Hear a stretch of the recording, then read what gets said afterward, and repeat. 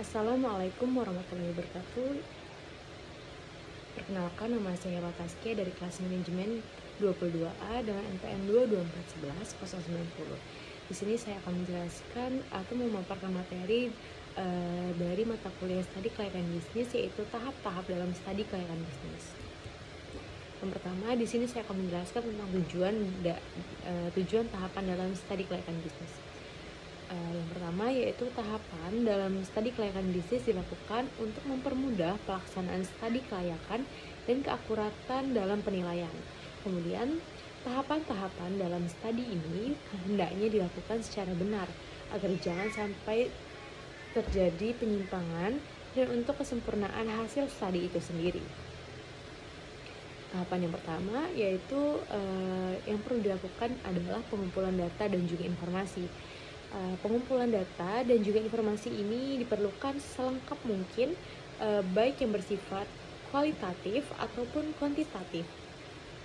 Dan juga data dapat diperoleh dari sumber-sumber yang dapat dipercaya, misalnya dari lembaga yang berwenang untuk mengeluarkannya seperti Badan Pusat Statistik atau BPS, kemudian Badan Koordinasi Penanaman Modal atau BKPM, dan juga Bank Indonesia serta Kementerian Perdagangan dan lain-lainnya.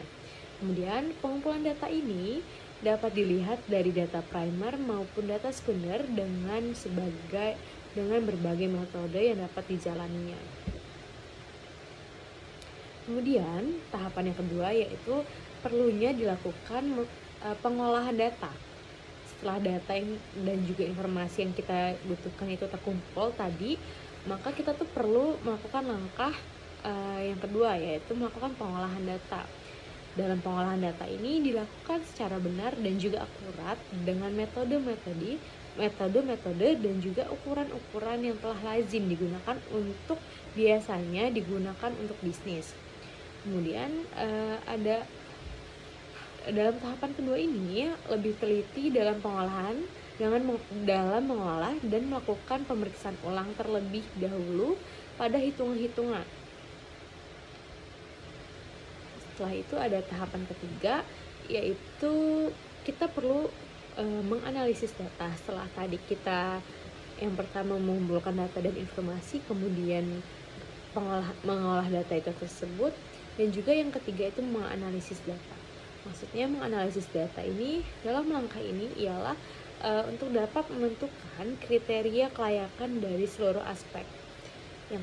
Kemudian setiap jenis usaha yang dimiliki itu tuh memiliki kriteria tersendiri untuk dikatakan layak atau tidak layaknya untuk dilakukan. Kriteria kelayakan ini diukur dari setiap aspek untuk seluruh aspek yang telah dilakukan. Kemudian ada tahap keempat yaitu pengambilan keputusan. Pengambilan keputusan ini setelah terjadinya pengukuran dan mendapatkan hasilnya, maka perlu dilakukan pengambilan keputusan.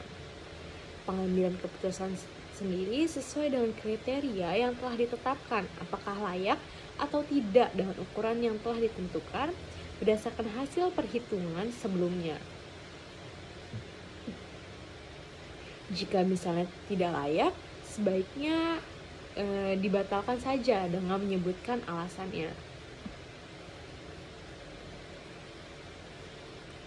Kemudian ada tahapan yang kelima yaitu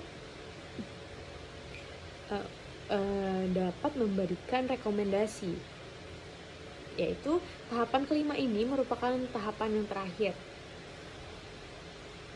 untuk dapat memberikan rekomendasi kepada pihak-pihak tertentu terhadap laporan studi yang telah disusun.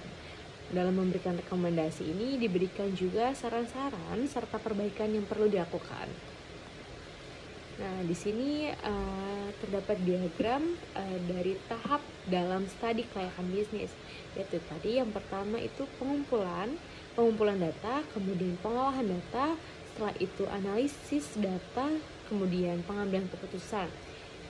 Pengambilan keputusan itu layak atau tidak layaknya. Jika tidak layak tadi itu perlu untuk dibatalkan dengan menyebutkan alasan-alasannya. Kemudian jika misalnya pengambilan keputusan itu layak, maka langkah selanjutnya itu dapat direkomendasikan. Setelah direkomendasikan, baru kita dapat melakukan pelaksanaan usahanya. Jadi jika kita memiliki usaha itu, perlu dilakukannya tahapan dalam studi kelayakan bisnis. Baik, itu saja yang dapat saya sampaikan pada materi tahap-tahap dalam studi kelayakan bisnis dari mata kuliah studi kelayakan bisnis. Kurang lebihnya saya mohon maaf. Saya akhiri. Wassalamualaikum warahmatullahi wabarakatuh.